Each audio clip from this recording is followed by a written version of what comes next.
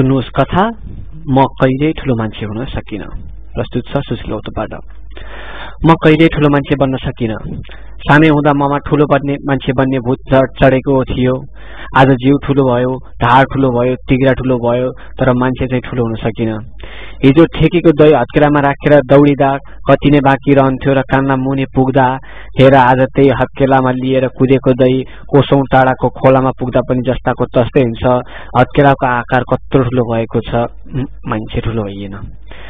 आमाले खुवाएको 3 औँले दूध मुखमा राख्दा कोख्याई कोख्याई गरेर राख्दा कस्तरी बग्थ्यो ओठमा नथामिए तप्ती।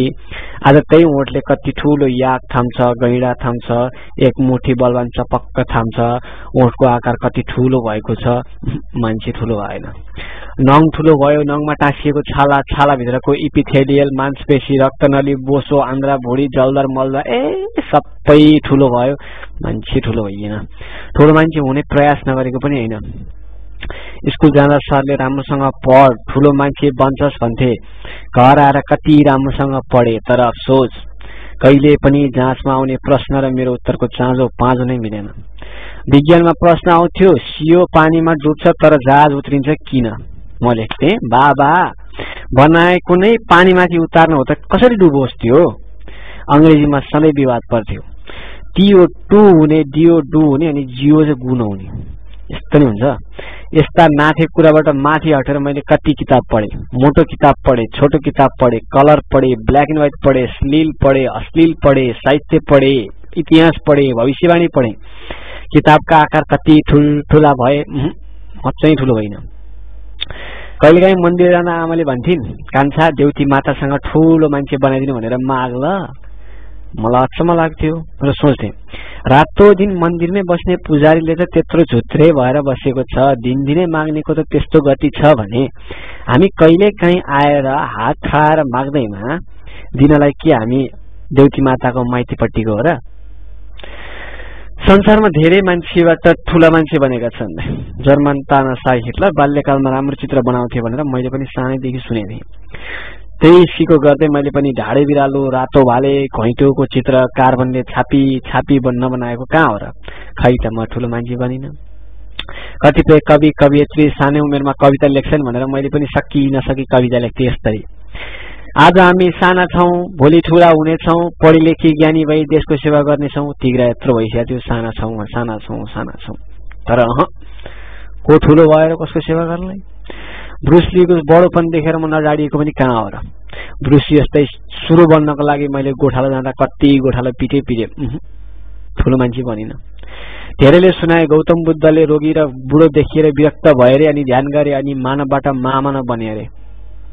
तर म त्यो वीर स्थल अगाडि कति देखे, इमर्जेन्सी बिरामी, लुला, लंगडा, मर्दा मर्दैका बुढाहरू, तर कहिले पनि विरक्त चाहिँ लागेन, न कहिले ध्यान नै गर्न पर्यो। अनि कसरी हुनु त ठूलो मान्छे? एक दिन त मलाई आफ्नो जीवनदेखि नै विरक्त लागेको थियो। अनि त्यही विरक्तको फाइदा उठाएर मैले जबरजस्ती ध्यान गर्न बसेँ त्यही रत्न पार्कमा। मनुष्यले अन्तमा किन सिल ट्युमर चपाउँछ भन्ने नै मेरो विषय थियो। मनुष्यले अन्तमा किन सिल ट्युमर चपाउँछ? बडो चिन्तनका साथ ध्यानमा बसेका थिएँ मैले त्यो रत्न पार्कको चौरमा। बिस्तारै मैले मानव जीवनलाई राम्रोसँग अवलोकन गरेँ अनि मृत्युको कल्पना गर्दै बडो गम्भीर मनन गर्दै आँखा चिम्ले। बिस्तारै मेरो आँखा अगाडि अन्धकार छायो। म मानवबाट महामानव बन्ने संक्रमणमा थिएँ। अन्धकार बिस्तारै बढ्दै बढ्दै गएर बिस्तारै बिस्तारै बिस्तारै बिस्तारै म अन्धकारमा डुबेँ। मेरो अगाडि केही पनि थिएन, मैले केही पनि देखेको थिइनँ। मैले बिस्तारै सोच्न थालेँ, मानव जीवन के हो? त्यतिकैमा समय बितेको ख्यालै भएनछ। केही समयपछि आँखा खुल्यो। दिव्य ज्योति प्राप्त भएको भान हुनु मात्र के लागेको थियो, अचानक छाँगाबाट फुत्तै खसे जस्तो भयो। छेउमा राखेको फिटराइट कम्पनीको छालाको जुत्ता बेपत्ता भएछ। साथसाथै भर्खरै होलसेलबाट किनेर ल्याएको डल्ले साबुन बेपत्ता भएछ। ध्यान गर्ने मोक्ष पाउने जुत्ता चोरै लिएर गएछ। त्यसपछि म बाबुदारसँग खाली खुट्टे आएँ। त्यहाँबाट साथीको घरमा चप्पलमा आएर घर आउनु पर्यो। यस्तो बिजोग। सर आइज्याक न्युटनले रुखबाट स्याउ खसेको देखेर महान वैज्ञानिक बन्यो अरे। ल हेर है, तर मैले पनि त बारीका रुखबाट आँप, भोगटे, रुख कटेर खसेर पटक्कै फुटेको देखेको छु। खै त अहिलेसम्म गुरुत्वाकर्षणको थोकको हिसाब त गर्न आउँदैन, कसरी हुन्छ ठुलो मान्छे। फेरि ममा ठुलो मान्छेमा भएका धेरै विशेषता पनि छन् है। आइन्स्टाइन भन्दा भुलक्कर छु, स्टेफन हकिङ भन्दा रोगी छु, बब मार्ली भन्दा धेरै गाँजा खान्छु, गान्धीको भन्दा ठुलो ताइलो खुइलेको छ। यस्तो विशेषता भएर पनि म चाहिँ ठुलो मान्छे बन्न सकिनँ। खै किन हो किन? इमान सिंह चेम्जोङलाई स्कुलमा पढ्दाखेरि साथीहरूले जङ्गली भनेको एकले गर्दा अध्ययन गर्न थाले रे, त्यसपछि उनी ठुला मान्छे भए। मलाई त झन् जङ्गली, खाते, चोर, गुण्डा, डाका दुनियाँ भन्थे। खै कहिले पनि एक जागेन। अनि साला उचाइ ठुलो पार्ने, क्याल्सियम पाइने, कपाल पाल्नलाई ठुलो बनाउने स्याम्पू पाइने, यौनाङ्ग बढाउनको लागि साधन पाइने, यो मान्छे ठुलो बनाउनको कति चाहिँ किन नपाइने होला? अचम्मक लाग्यो। तपाईँसँग छ कि?